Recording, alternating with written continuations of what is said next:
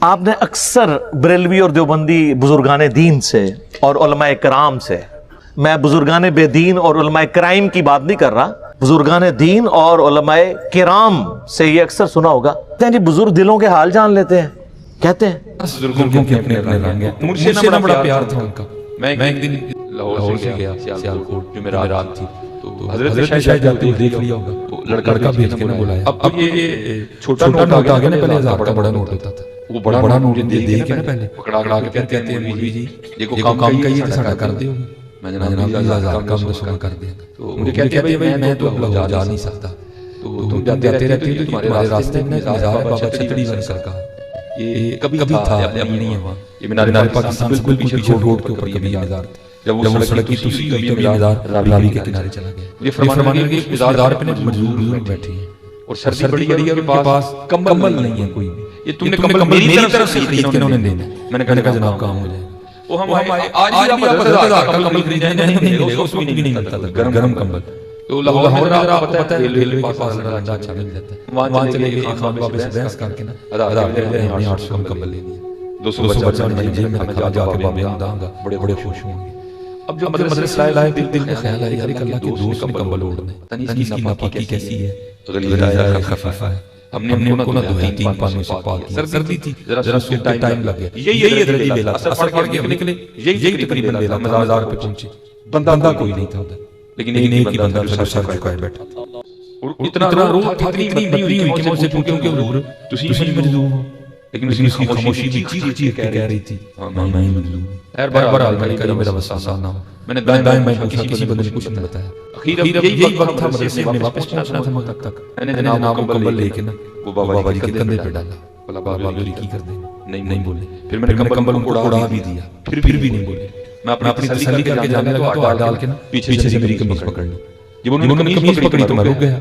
जब उन्होंने कमीज पकड़ी ना तो मैं खड़ा हो गया और मैंने उनकी तरफ मुंह कर लिया। तो फिर मुझे क्या कहते हैं, मौलवी जी कंबल ते जल चलेगा 200 बचिया भी दे के जाओ ना, कंबल ते जल चलेगा 200 बचिया भी दे के जाओ ना, कंबल ते जल चलेगा 200 बचिया भी दे के जाओ। मेरे पैरों के नीचे से जमीन निकाल दी।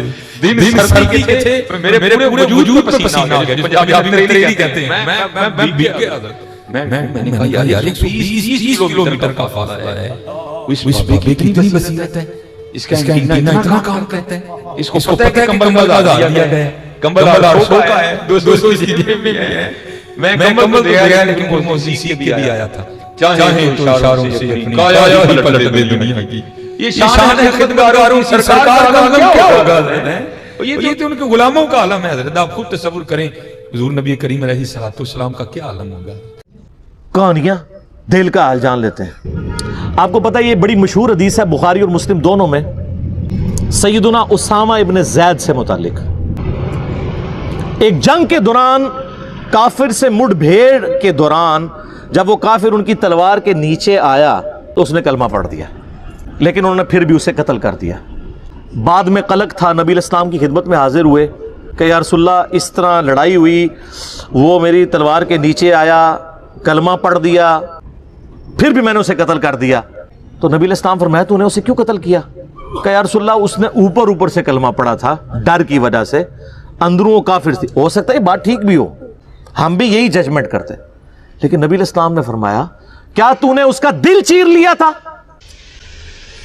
तो साहबा ने तो नहीं कहा या रसूलल्लाह के औलिया अल्लाह दिल का हाल जान लेते हैं, तो हम तो औलिया के इमाम हैं। तो जी मैंने दिल चीर लिया था, और जो कह रहा था उसको भी पता था मैं क्या कह रहा हूं कि कोई नहीं दिल चीर सकता, सिर्फ नबी को वही की ताईद हासिल होती है। फिर आपने फरमाया उसामा तू क्या करेगा जब क़यामत वाले दिन वो कलेमा पढ़ता हुआ अल्लाह के हुजूर तेरे खिलाफ मुकदमा कायम करेगा? उसामा तू क्या करेगा, उसामा तू क्या करेगा, उसामा तू क्या करेगा। नबी इस्लाम ये अल्फाज रिपीट करते रहे। सैयदना उसामा कहते हैं मेरी ख्वाहिश हुई काश आज से पहले मैं काफिर होता और आज कलमा पढ़ के मुसलमान हुआ होता, कम से कम मेरा ये गुनाह तो धुल जाता। होय होय उसामा इब्न ज़ैद आम बंदा नहीं।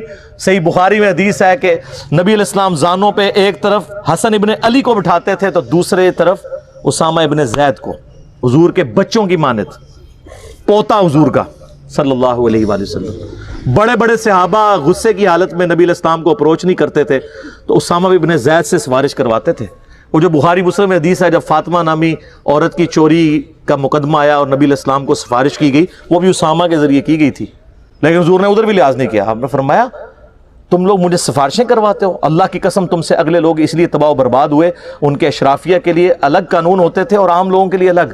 अल्लाह की कसम अगर मेरी बेटी फातिमा भी चोरी करती, मैं उसके भी हाथ कटवा देता। मुझे अप्रोच करते हो तुम।